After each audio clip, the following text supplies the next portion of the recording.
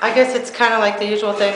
I'm always impressed when vulnerable people or social assistance, affordable housing, those types of things are included.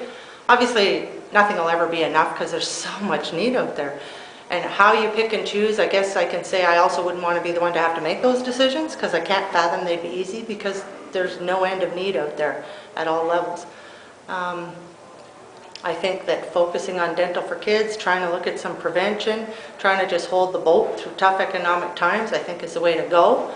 I know that the introduction, for example, of junior kindergarten is expensive, but at the same time, it's the one universal thing, and it opens up socialization for a lot of kids that don't have access to anything. So I'm really looking forward to that happening. I wish it could happen at all the schools immediately, but I guess that's just too expensive and it won't be happening right away. I'm encouraged by the talk about affordable housing and recognizing the value of that, and if people can be stable, it gives them a chance to become engaged members of their communities rather than trying to figure out how to survive from day to day. I think the second career stuff is great because so many people are faced with that now. Any drawbacks? What's missing? If you had that opportunity to go to the province once again and say, look, okay, you've done well here, next step is?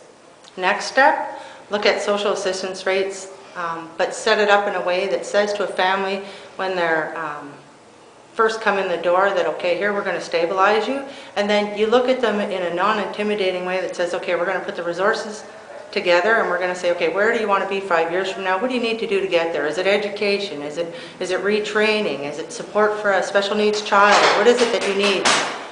Those are the things that need to come into play.